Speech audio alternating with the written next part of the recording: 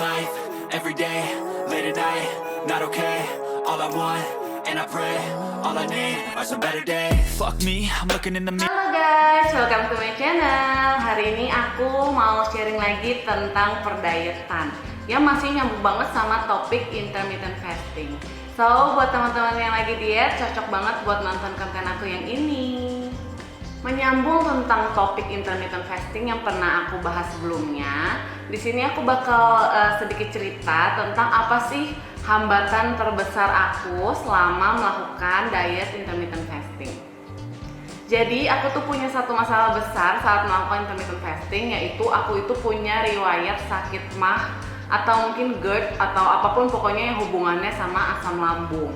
Jadi aku tuh sering banget dari dulu tuh aku memang gampang banget untuk sakit MAH. Terutama kalau misalnya aku telat makan, terus kalau enggak aku lagi stres, lagi banyak banget masalah atau lagi zaman-zaman kuliah banyak tugas atau gimana tuh pasti ada berujung dengan sakit MAH. Jadi memang aku secara lambung memang lemah banget. Jadi memang ketika aku mau melakukan diet intermittent fasting ini, aku sempat riset dan aku sempat berpikir nih gimana ya kalau sampai nanti efeknya malah bikin aku jadi sakit. Dan ternyata setelah aku sharing tentang intermittent fasting ini, banyak juga teman-teman yang takut melakukan intermittent fasting karena takut sakit MAH. Jadi di video kali ini aku bakal sharing ke teman-teman apa sih yang aku lakukan supaya sakit MAH aku nggak kambuh dan intermittent fasting aku tetap berhasil. Jadi pencernaan itu kan berhubungan dengan dua enzim. Yang pertama adalah pepsin dan satu lagi adalah renin. Jadi kedua enzim ini akan bersatu dan berhubungan langsung dengan asam lambung.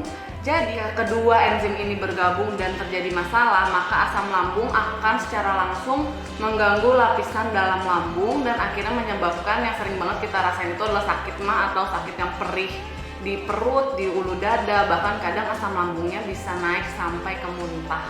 Sebenarnya penyebab dari sakit MAH atau GERD ini sih nggak selalu karena makan gitu ya. Jadi bisa juga karena teman-teman stres. Kayak aku kalau stres itu efeknya ke lambung gitu ya masalahnya.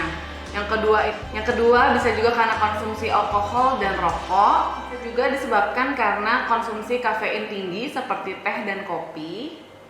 Yang keempat bisa juga di-trigger karena penyakit tertentu seperti autoimun dan juga penggunaan obat-obat tertentu yang bisa menyebabkan kerusakan pada dinding lambung.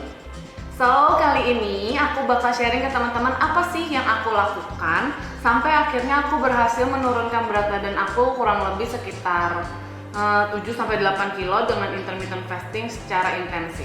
Dan sudah bisa dipastikan setelah aku melakukan tips-tips ini, sakit MAH aku atau GERD aku itu nggak pernah kambuh selama aku melakukan intermittent fasting. So, ini dia tipsnya. Yang pertama, ketika kamu mau melakukan intermittent fasting, kamu harus perlahan-lahan melakukan perubahan durasinya. Jadi jangan hari pertama nih kamu mau intermittent fasting, kamu langsung ambil yang 20/4 alias 20 puasa, 4 jamnya itu boleh makan. Itu udah pasti badan kamu bakal terlalu kaget. Makanya durasinya harus kamu atur. Kalau aku waktu itu mulai pertama itu di 12 jam puasa, 12 jam makan. Jadi memang seperti orang biasa aja gitu. Tapi karena dulu aku tuh jam makannya berantakan banget. Nah di sini aku mulai merapikan jam makan aku dulu. Jadi kalau misalnya nih aku makan jam 10 malam gitu terakhir, nanti aku boleh sarapan itu di jam 10 pagi gitu. Jadi hitung dulu 12 jam kurang lebih 2-3 hari. Lalu nextnya aku akan naikin ke 14/10. Jadi 14 jamnya puasa, 10 jamnya boleh makan. Jadi contohnya kalau misalnya aku dari jam 10 tadinya ke jam 10 pagi, sekarang mulai geser nih ke jam 12 siang gitu ya. Jadi langsung ke lunch gitu. Nah setelah udah 2-3 hari kemudian aku baru coba lagi untuk berubah ke 16/8. Jadi di sini udah mulai masuk ke pola intermittent fasting yang betulan gitu ya, yang 16/8 gitu. Jadi 16/8 itu aku dari jam 10 malam sampai jam 2 siang. Aku baru makan lagi tuh setelah lunch gitu. Jadi perlahan-lahan durasinya jangan bikin badan kamu terlalu kaget. Karena ketika aku mulai menggeser perlahan-lahan ternyata lambungnya cukup siap gitu untuk menghadapi pola diet intermittent fasting ini. Yang kedua, aku tuh rutin minum cuka apel tambah air hangat. Jadi ini sebenarnya aku pernah baca-baca juga sih dan akhirnya aku coba gitu ya. Dan ternyata ini sangat berhasil. Jadi gini, walaupun kita sedang melakukan intermittent fasting, berarti kita nggak boleh makan nih.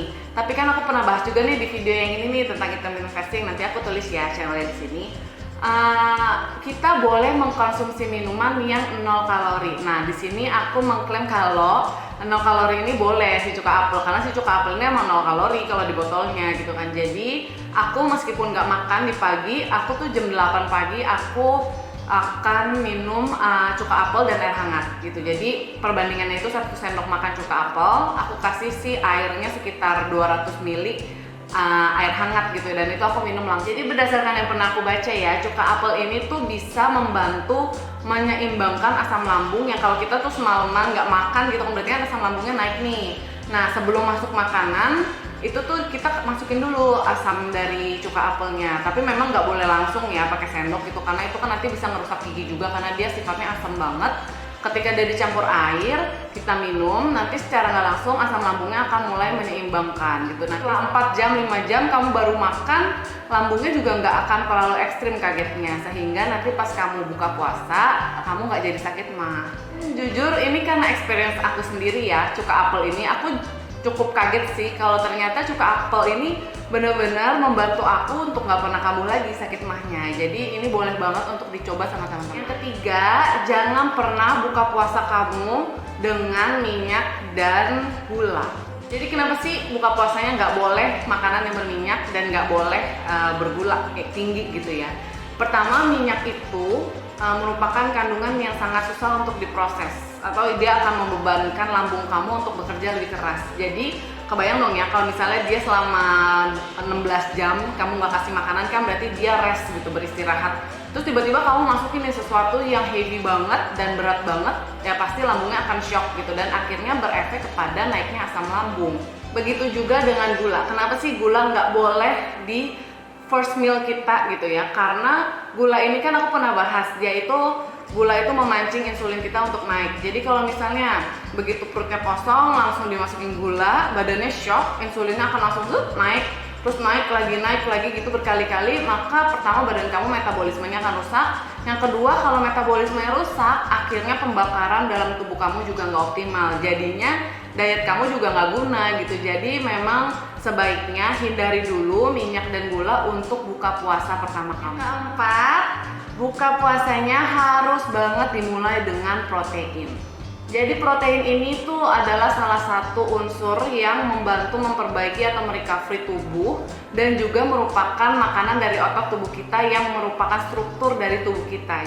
Jadi protein ini sangat penting untuk proses keberlangsungan kesehatan tubuh kita.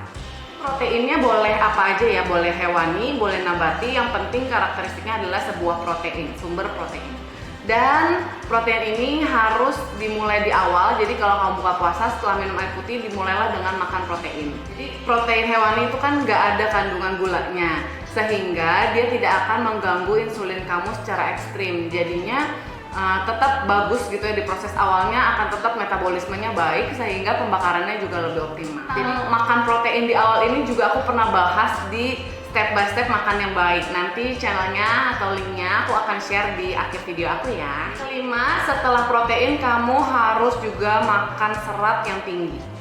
Kenapa selain protein, keduanya itu harus selalu serat? Karena serat itu sangat baik untuk pencernaan kita. Jadi dia juga bisa membantu untuk menyeimbangkan kadar asam di dalam lambung kita, sehingga dia nggak cepat naik. Makanya kenapa protein bergabung dengan serat itu akan memperbaiki metabolisme kita, dan pembakaran kalori di dalam tubuh kita juga lebih baik. Selain itu, kalau kita juga pertama kali isi lambung kita tuh dengan serat, itu kita bakalan jadi lebih cepat kenyang. Jadi ini secara logika gini ya, kalau kamu masukin serat dulu, terus makan protein barengan gitu ya, secara nggak langsung kayak 60-70% lambung kamu kan udah terisi nih, kamu udah nggak craving atau nafsu makan berlebihan lagi nih. Ketika kamu udah mulai kenyang, nanti karbohidrat dan sisa-sisa yang lainnya, atau kamu mau ada snack-snack tertentu, itu nggak akan kamu over gitu makannya, karena lambungnya sudah terisi dengan sesuatu yang positif. Nah, balik lagi kayak yang aku pernah bahas tadi, jangan stres. Jadi sering banget ya orang-orang yang ngelakuin diet atau puasa intermittent fasting ini tuh stres, kayak bentar-bentar lihat jam kayak udah boleh makan belum ya, udah boleh makan belum ya gitu ya. Jadi ini jangan banget, karena aku ngerasain banget. Jadi waktu awal-awal pas aku badannya baru adaptasi, aku tuh ngeliatin jam terus dan akhirnya aku jadi sakit perut lah, lemes lah, apalah dipikirin gitu. Nah, di sini aku bener-bener kasih tahu kalian kalau lagi intermittent fasting itu nggak boleh ngitungin jam, pasang aja alarm, dan kamu harus aktivitas bikin tubuh kamu tuh produktif gitu ya. Jadi dia juga secara naluri nggak nyariin makan terus. So itu dia cerita aku tentang perjalanan intermittent fasting dan menghadapi masalahnya tentang sakit lambung. Jadi semoga teman-teman yang juga lagi mau coba atau yang sedang menjalani intermittent fasting bisa banget coba tips-tips dari aku. Kalau kalian suka dengan video aku, jangan lupa untuk subscribe, share, comment, and like ya. Oke, thank you and bye-bye.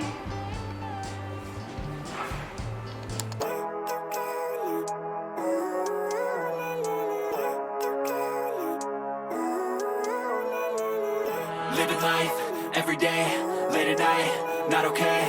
All I want, and I pray, all I need are some better days. Fuck me, I'm looking in the mirror, so foggy, but